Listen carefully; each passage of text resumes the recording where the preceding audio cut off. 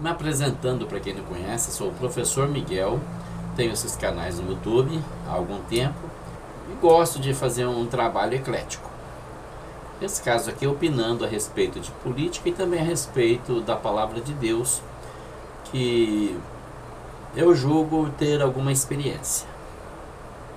Estaremos tratando sobre alguns assuntos que são polêmicos, o que significa que vai haver opiniões diversas a respeito do mesmo. Uns concordam, outros não, e por isso mesmo é polêmico.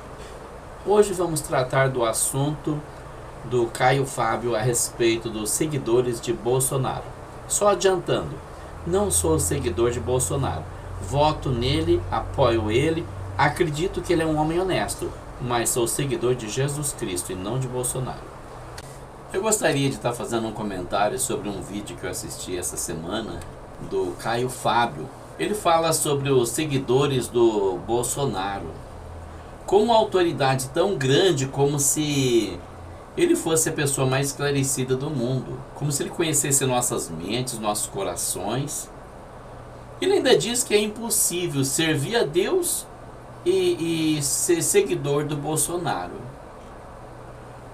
Eu gostaria de saber qual o princípio que ele usa para se basear para dizer uma besteira tão grande dessas. Mas eu fico aqui observando o que ele está dizendo. Ele diz assim que os seguidores do Bolsonaro são da raça ariana, por isso são bolsonarianos. Ai, qual é? Sinceramente, faça uso da inteligência, por favor, tá? Que estupidez é essa? Então quem segue o Bolsonaro então é da raça ariana. Mas ele vai seguindo dizendo que os princípios de Jesus são outros e que Jesus não aprovaria isso. E ele coloca ali como base um trecho do filme de Jesus, quando Jesus se encontra com Barrabás e discute as estratégias. Barrabás quer tomar a Israel através de uma revolta armada, mas Jesus diz que só o amor é que pode salvar a humanidade. Bom, em primeiro lugar, na Bíblia Sagrada, não importa se é a Bíblia católica, se é porque evangélica, está lotado de crentes que negaram o evangelho para abraçar o espírito dessa tirania perversa e hitleriana. Quem adere ao Bolsonaro é gente ariana. São bolsonarianos. Porque para poder dizer sim ao Bolsonaro, você tem que ter um espírito ariano na sua alma. Olha aí o bicho. Através do voto, você não vai mudar nada nesse país. Tá? Nada, absolutamente nada.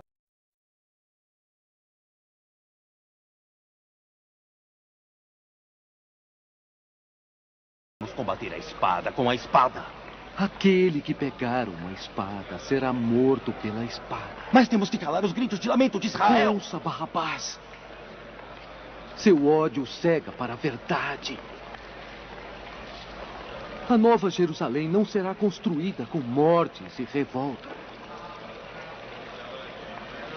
A sabedoria de Deus irá preencher a terra como a água preenche o mar. Não tem uma só menção desse encontro de Jesus com Barrabás. A Bíblia fala que Jesus e Barrabás se encontraram no julgamento de Pilatos. Quando Pôncio Pilatos mandou o povo escolher quem soltaria Barrabás, que tinha sido preso por uma sedição e um homicídio, ou escolher soltar Jesus. E a multidão, instigada pelos religiosos da época, resolveram soltar Barrabás. Pediram para que soltasse Na democracia, Barrabás. o modo de lidar com isso é numa discussão inteligente e não na base do ódio, do grito, da ameaça, conforme vocês fazem. Isso não são os caminhos de Cristo.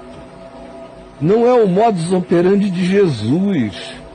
Pedro, guarda a tua espada, para de ferir Malco, porque aquele que com ferro fere, com ferro será ferido.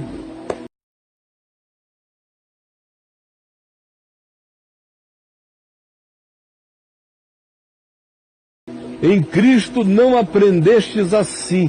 É só o que eu tenho a lhes dizer. E eu não quereria,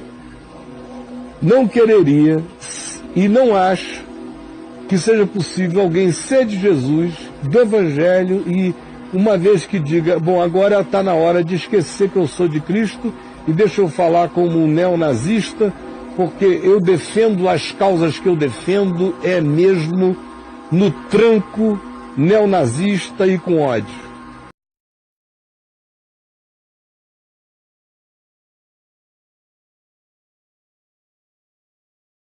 Então, olha só, vamos entender uma coisa. Jesus não veio a esse mundo para causar uma revolução.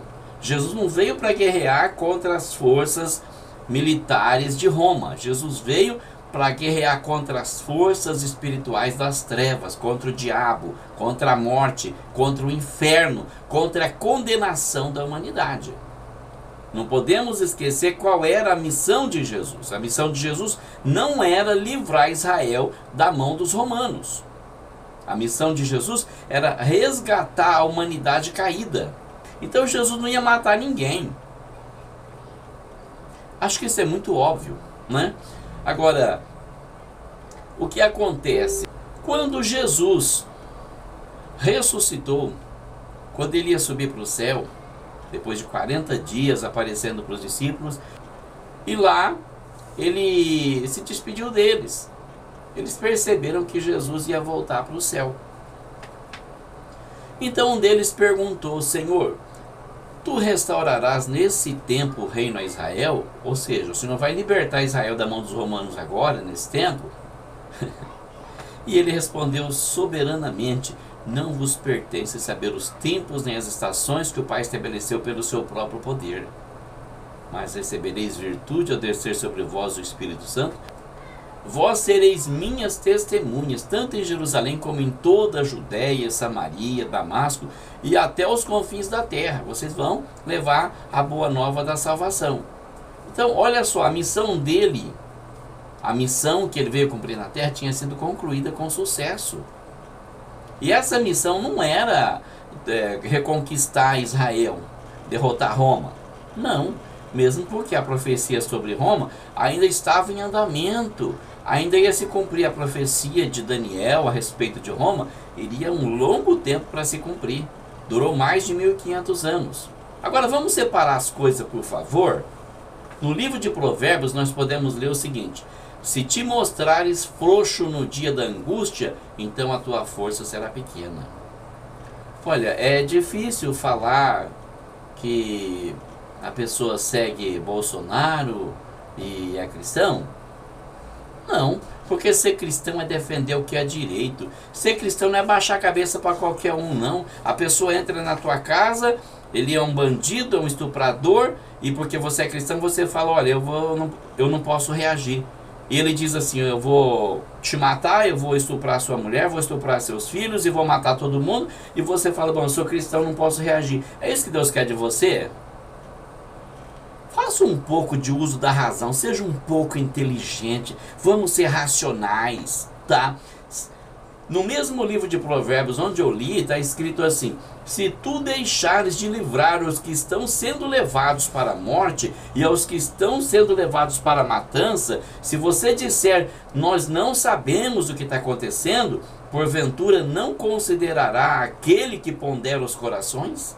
Não saberá aquele que atenta para a tua alma? Não dará ele ao homem conforme a sua obra?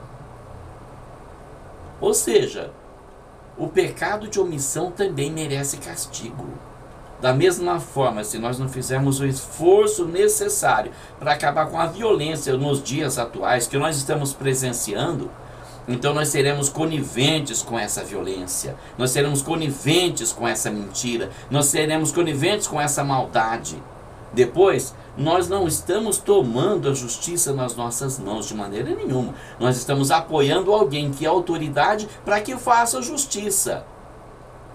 Nós estamos apoiando alguém que tem boa vontade. Pela primeira vez, talvez depois de décadas, né? Muitas e muitas décadas, porque o último presidente que eu confiei, embora eu não tivesse nascido na época dele, foi Getúlio Vargas. Não sei, deve ter tido as falhas dele, deve ter errado, como o Bolsonaro com certeza vai errar também quando for presidente, porque ele é um ser humano, ele falha, ele erra como qualquer um de nós, ele não é Deus para não errar. mas com certeza ele vai fazer o melhor. E outra coisa, tem gente julgando. Nesse caso que ele mostra um vídeo do Bolsonaro, ele era moleque novo, estava começando a vida por causa de algumas coisas que ele falou. Ô gente, pelo amor de Deus, você vai julgar o cara por uma coisa que ele falou há 30 anos atrás? Você vai julgar o cara por um momento? Hoje, mesmo maduros como nós somos, às vezes a gente fala besteira. Quem não fala besteira? Quem nunca deu uma rata? Quem não deu um tropeço na palavra? Porque a Bíblia diz que aquele que não tropeça na palavra é perfeito. Agora eu quero que alguém me apresente esse ser perfeito, porque eu não conheço ninguém. Todas as pessoas que eu conheço, mais cedo ou mais tarde ele fala uma besteirinha. Você vai julgar o cara por causa de uma besteira? O resto que ele falou, a defesa da família, dos valores cristãos e tudo mais, você joga no lixo. Depende do teu caráter, tá? Então, é necessário fazer um esforço agora, dar um apoio para ele. E outra coisa, colocaram um analfabeto, cachaceiro, ladrão e mentiroso no poder. 2 vezes. Colocaram uma terrorista, assassina, comprovadamente assassina, 2 vezes no poder. Por que eu não posso dar uma chance para um homem honesto que não tem um envolvimento em caso de corrupção? Não tem. Já foi procurado, já vasculharam, não acharam nada. Por que eu não posso dar uma chance para ele? Depois, são os primeiros que ficam reclamando que não dá para viver no Brasil. São os primeiros que falam mal do governo, da política e tudo mais. Diz que quem entrar lá não presta. Mas não presta é quem está votando, não tá prestando para votar. Não está prestando para votar, não está usando a inteligência. Está indo pela razão, pela emoção, pela amizade.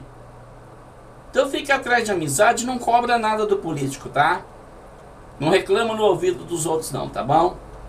Agora, a palavra de Deus em Romanos capítulo 13, verso 3 e 4 diz assim: porque os magistrados não são terror para as boas obras, mas para as más obras. Queres tu, pois, não temer a potestade? Faz o bem e terás louvor dela, porque ela é ministro de Deus para o teu bem. Mas se fizeres o mal, teme, pois não traz em vão a espada, porque é ministro de Deus e vingador para castigar quem faz o mal. Portanto, senhor Caio, o senhor está equivocado com o seu conceito a respeito de quem apoia Bolsonaro, principalmente quando o senhor chama Bolsonaro de Hitler. Eu creio mesmo que o senhor tem algo pessoal contra ele e está usando isso para desacreditar ele. Uma nação está sendo condenada, está sendo levada à matança. Vamos só lembrar aquela palavra de Paulo aos Gálatas, no capítulo 6, versículo 7, que diz assim: não erreis, Deus não se deixa escarnecer, porque tudo que o homem semear, isso também ceifará.